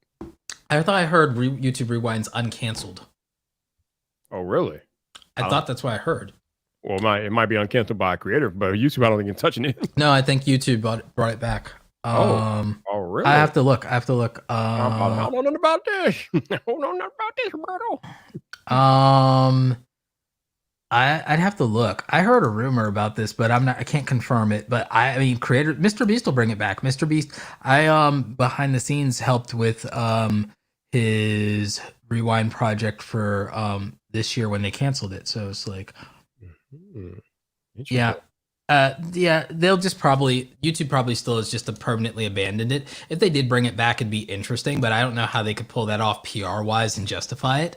But MrBeast will probably do another rewind for sure. I don't see why he wouldn't. Have me and you talked about the whole removal of the dislike button? Have we on a stream? I don't know. We have.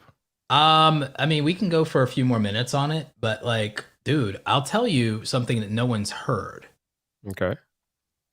Just follow me on this. Dude, YouTube didn't remove the dislike button to protect corporations. First of all, corporations don't really care.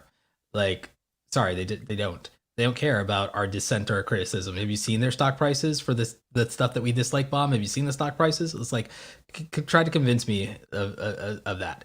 I mean, they don't care who you vote for in November. Do you really think they care about your dislikes on YouTube? So like, they're going to be rich regardless. They're going to make their billions. And that's all that matters. Change my mind that they care about your dislikes more than they care about their billions of dollars in sales. Right. Change my mind that they care about your dislikes more than they care about their stock price. Right. Like, no. So here's the truth though. Here's the truth, Viper. There's really one reason that YouTube removed the dislike button. TikTok.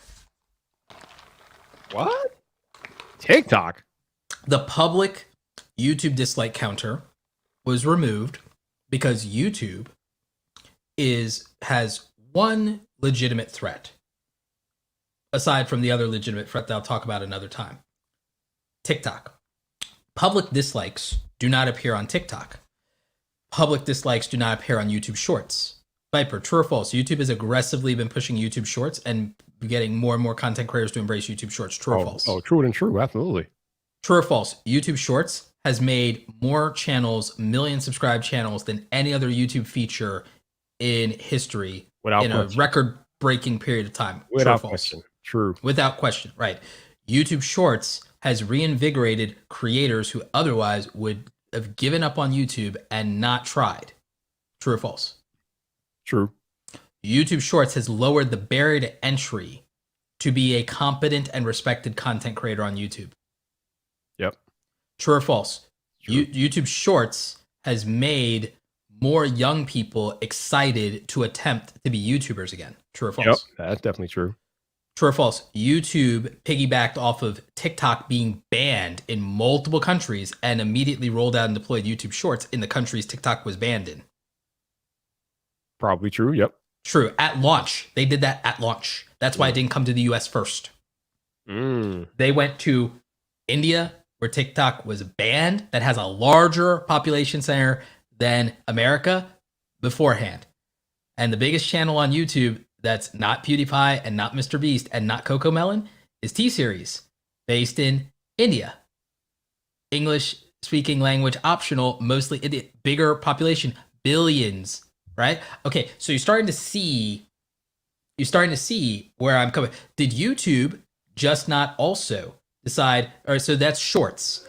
YouTube live streaming. Let's talk about live streaming. Did YouTube not just end Twitch's whole career and Oh my basically God. steal all their live streaming features and decide your 2022 Christmas present, your Christmas and New Year's present is here's all the things you love about Twitch and we're giving them to YouTube, and instead of that 50-50 split, you're getting 70-30, and you're welcome. And YouTube just decided, okay, next year we're ending Twitch's whole career. Did they not do that? Are not the two biggest extremes of drivers of watch time on YouTube now live stream long form content that breaks the internet, like H3 Podcast and like Emily D. Baker and things like that are live and doing massive things and generating massive super chats and revenue on the platform. These live streams of all these court cases, like, is live streams and YouTube Shorts the two biggest extremes, extreme short form and extreme long form?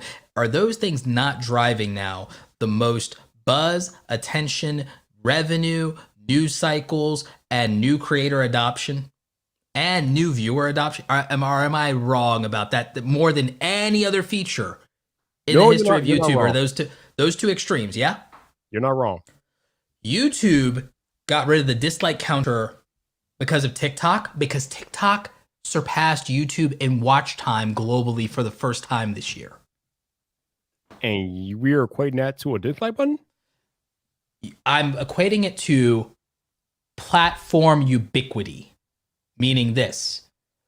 When a feature either is or isn't part of the success of a platform, that determines whether or not it gets deprecated. That's a big part of it. So TikTok surpassed YouTube between its short form content, and YouTube decided to clone that with YouTube Shorts. And we already said how much YouTube Shorts, just like TikTok, does not have a public dislike counter, right? Mm-hmm.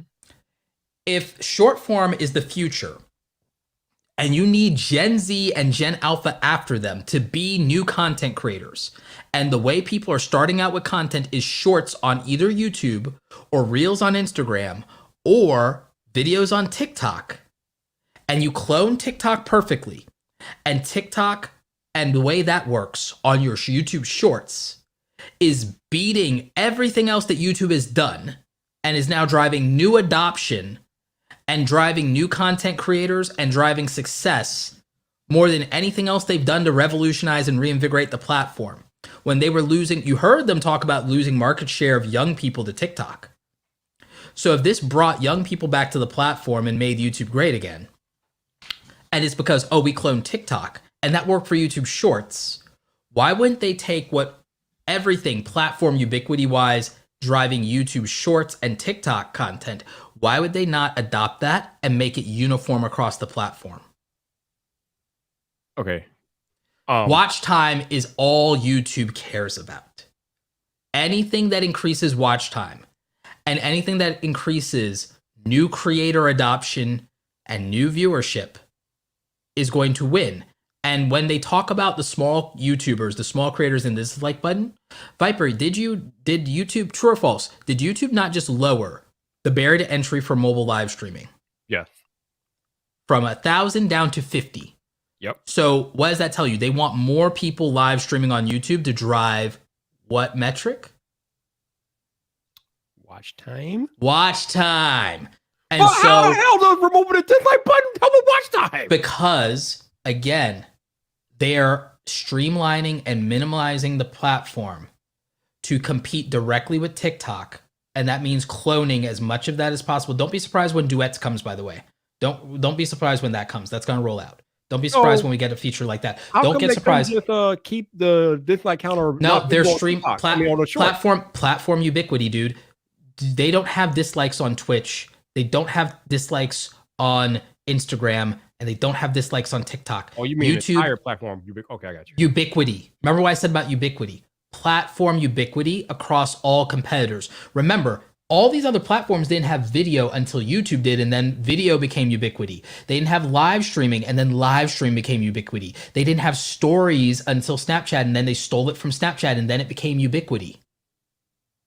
And now all the platforms, the thing that differentiates them is their culture and their pay structure of creators, and that's that. It's culture and pay structure. That is the differentiator. That will be the differentiator. It'll be the brand of being on those platforms. And eventually it'll just be, oh, you're platform agnostic and you're everywhere and it's just distribution. It'll just be distribution. It won't be about uniqueness outside of culture. It'll just be, it'll be culture, pay structure, and distribution. And that'll be basically it. Features will no longer make platforms special because features will be adopted universally because they'll be uniform and ubiquity. And that's because they'll need to go that route because they want to consolidate creator adoption. And that's how it's going to work, dude. And the thing is, you can see it. You can see all the business moves I laid out. I like, because here's what's going to happen. Not having the dislike button, people are going to be forced to watch content to make their own decision about it versus quick at a glance. Remember, Marquez and Coffstill and everybody have been saying, oh, I get to make an at a glance decision whether to watch a video. Now you're not going to make an at a glance decision. Whatever video you're going to watch, you're going to watch it for longer. Even at a trickle down of a little bit, that's going to add massive and massive amounts of watch time because of the scale of the platform. And the thing is, you keep saying, oh, well, this is going to be a bad thing. It's like, do we really believe that? YouTube's algorithm is getting better and better and better at giving us exactly what we want. Not to mention in terms of bad tutorials, here's the truth. There's not that many people making tutorial content. And the thing is, there are a lot of top tier channels, and so the videos will coalesce in, like around them and stuff like that. Tutorial content doesn't get that many views, so it's not the thing people produce the most on YouTube. They produce reaction videos, commentary, entertainment, and skits. Tutorials are very thin, and it's mostly a lot of OG creators that are established that make the tutorials that do get views. It is that gets surfaced in YouTube and in search. I've been making tutorial content for a long time. I'm one of the only creators who's made hundreds of tutorials. I know this space better than anybody else. So I can tell you that YouTube's algorithm just gets so good at serving content based on performance, and dislikes never affected the serving of tutorial content, so it never really mattered that much. Like, so people will go back to judging it on what they used to.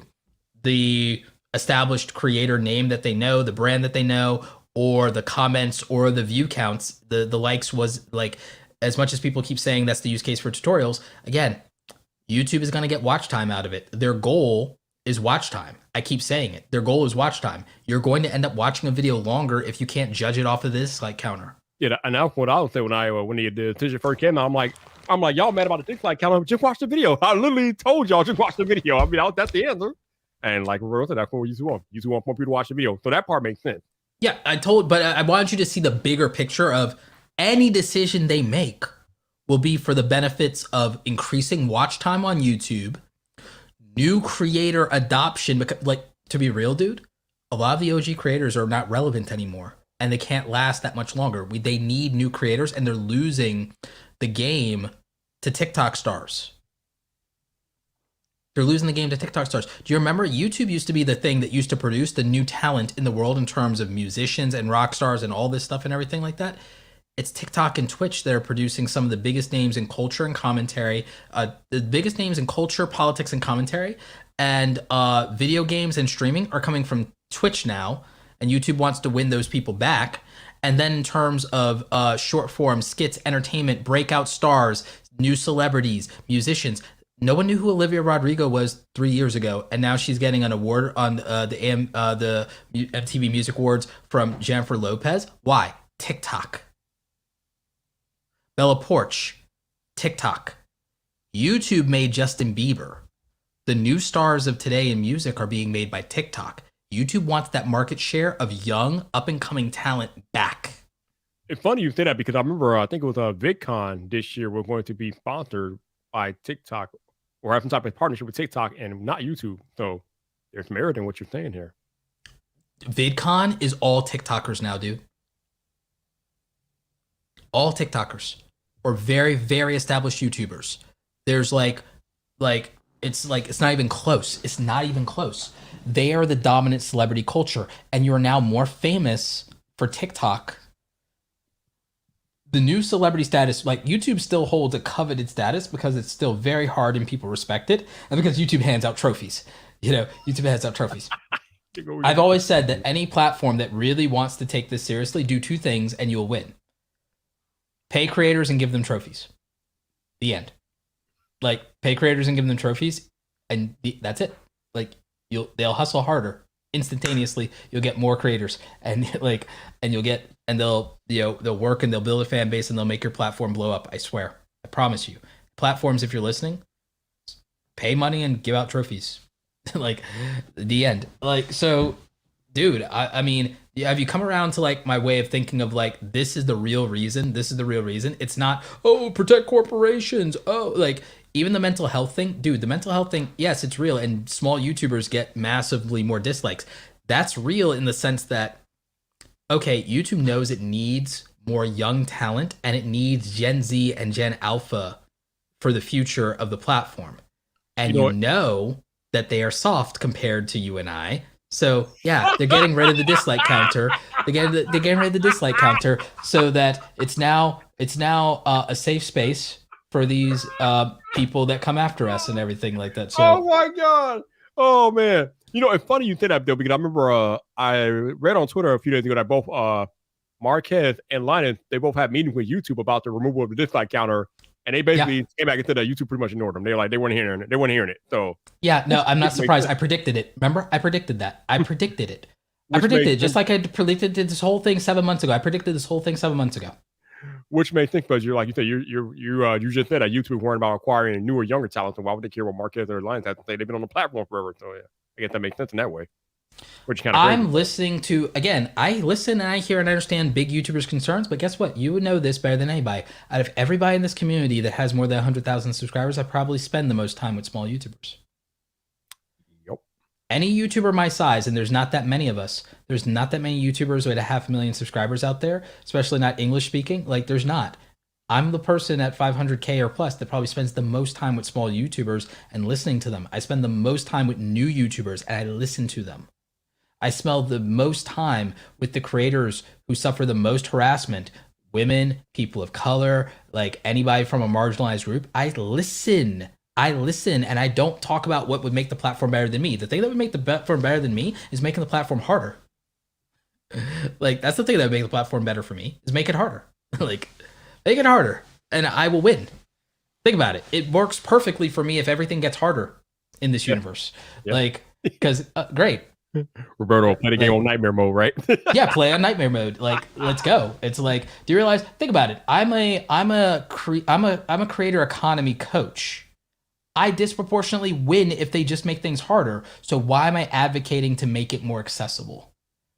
It's not in my best interest to necessarily do that. It is. Right. It's not in my best interest to advocate to make the platform to where somebody can come and compete with me more easily, and that make it easy, make the bars lower and the thresholds. I will not be shocked, Viper, if within 2 years YouTube lowers the monetization requirements. I will not be shocked at all. Wow. I believe that. I'm even going to push them on that. Every time I talk to them, I'm going to push them on that until it happens. I genuinely believe, this is not a prediction, but I believe this, that it is in YouTube's best interest to lower the monetization requirements. And you know, I've reversed my position on that from the position me and John Prosser had. This is not a conversation we were having 2 years ago. 3 years ago. But yeah, like I've been coming to this. You've seen me coming to this over the last year and a half, that I've like really come to a different place on this. And again, it's the time that I spend with smaller YouTubers and hearing their situation and looking at their channels and analyzing it and looking at it and then thinking about YouTube's goals. I think about YouTube's goals as a company. I think about the situation that advertisers are put in with this Twitter cancel culture nonsense. And I look at what the small creators are going through and I do the math. That's all it really comes down to. And so I'm advocating for a platform that works for all three parties. I take myself largely out of that equation because I'll be fine either way. So I'm like, just like all the other big YouTubers, I'll be fine either way. What am I worried about? Like they could have left the dislike counter. They could take it away. I don't care. It doesn't affect me. I get 95% likes on all my videos anyway. I get 95% likes on my videos anyway. I never cared about a I get 95% likes. What do I worry about? Oh, scams. I make anti-scam videos myself. Like not that often, but like I made the whole anti-scam video when they were doing the Bitcoin phishing thing, when they exploited Prosser, when they did the email phishing scams. It's like I call out scams. I don't do it on a regular basis like some of my homies, but it's like it's a real problem. I have to make another video about these YouTube comment scams and the spam bots actually in a couple of weeks. I have to finish the research I have to do for that video. And I want to pressure YouTube more on fixing that problem because I think it's a big problem. And they got to protect users. But I genuinely believe that YouTube is really going to have to fight because everyone wants in on the creator economy and YouTube has been leading the charge. But if YouTube doesn't innovate, they will see and feel the heat and feel the pressure. This is the first time that I'm genuinely concerned that they need to not stagnate and that they have to be aggressive. And the most aggressive thing YouTube could do at this point, in my belief, is make the platform better for small YouTubers. And I think that's what's in their best interest. I think that it's in their best interest to not listen to big YouTubers as much, aka anyone over 1 million, 2 million, 10 million. I think they should listen to the OG creators and people with millions of subscribers a lot less than they do and have been doing.